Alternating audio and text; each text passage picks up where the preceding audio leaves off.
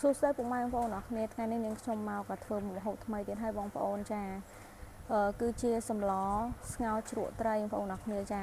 ជាមួយនឹងត្រីដែលខ្ញុំបានស្ងោរហ្នឹងគឺខ្ញុំអធិស្ឋានបងប្អូនដោយសារតែខ្ញុំអត់ស្គាល់ឈ្មោះអញ្ចឹងដោយសារតែភ្លេចឈ្មោះត្រីហ្នឹងបងប្អូនអរគ្នាចាហើយនាងខ្ញុំក៏បានទិញនៅតាមទីផ្សារដើម្បីយកមកស្ងោរហើយត្រីហ្នឹងគឺខ្ញុំទិញមកកណាត់ដោយសារតែត្រីនឹងធំអញ្ចឹងបងប្អូនអរគ្នាចាឥ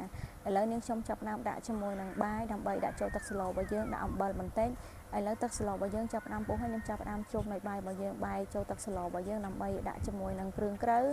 ដាក់ជាមួយនឹងត្រីរបស់យើងចាជាមួយនឹងគ្រឿងក្រៅស្ងោរត្រីនេះគឺមានដូចជាគល់ស្លឹកគ្រៃចាម្ដេងនិងស្លឹកក្រូចបងប្អូនអរគ្នាចាឥឡូវទឹកស្លរបស់យើងចាប់ផ្ដើមពុះហើយនាងខ្ញុំចាប់ផ្ដើមដាក់ជាមួយនឹងត្រីចូលបងប្អូនចាហើយជាមួយនឹងសម្លស្ងោរជ្រក់ត្រីនេះគឺជាសម្លដែលងាយស្រួលបងប្អូនអរគ្នាចាយើងស្លញ៉ាំម្ដងម្កាលគឺជាតិខ្លាំងមែនតើគឺញ៉ាំទៅគឺមានកម្លាំងខ្លាំងមែនតើបងប្អូនអរគ្នាចាហើយត្រីនឹងក៏ឆ្ងាញ់ហើយក៏បានខ្ញុំទិញមកហ្នឹងក៏វាមានពងដែរចឹងបងប្អូនអរគ្នាចាឥឡូវនាងខ្ញុំចាប់ផ្ដើមដាក់ត្រីចូលនាងខ្ញុំចាប់ផ្ដើមជ្រុំជាមួយត្រីរបស់យើងហ្នឹងកូរត្រីរបស់យើងដើម្បីឲ្យវាចូលក្នុងទឹកស្លរបស់យើងណាបងប្អូនអរគ្នាចាពេលដែលនាងខ្ញុំដាក់ជាមួយនឹងត្រីរួចហើយនាងខ្ញុំចាប់ផ្ដើមមកដាក់ជាមួយនឹងគ្រឿងដើម្បីកាត់ឆ្អាបបងប្អូនអរគ្នាចាជាមួយនឹងគ្រឿងក្រៅរបស់យើងគឺមានជាមួយនឹងគល់ស្លឹកគ្រៃចាម្ដេងហើយនឹងស្លឹកក្រូចបងប្អូនដើម្បីស្ងោរទៅកាត់ឆ្អាបអញ្ចឹងកុំឲ្យត្រីរបស់យើងមានក្លិនឆ្អាបបងប្អូនអរគ្នាចាយើងត្រូវតែប្រើ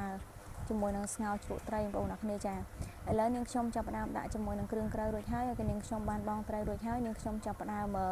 យកក្របឆ្នាំងដើម្បីមកក្របជាមួយនឹងត្រីរបស់យើងឲ្យវាហប់បានល្អនិងឆាប់ឆ្អិនជាមួយនឹងស្លរបស់យើងអញ្ចឹងពុកម៉ែបងប្អូនទាំងគ្នាឥឡូវពេលដែលខ្ញុំដាក់ជាមួយត្រីរបស់ខ្ញុំគឺបានស្ទុះហើយជាមួយទឹកស្លរបស់យើងក៏ចាប់ផ្ដើមលាងឆ្អិនដែរដោយសារតែប្រភេទត្រីស្ងោរគឺវាឆាប់ឆ្អិនជាងស្រាអញ្ចឹងបងប្អូនអរគ្នាចាឥឡូវត្រីយើងចាប់ផ្ដើមឆ្អិនហើយបងប្អូនអរគ្នាចា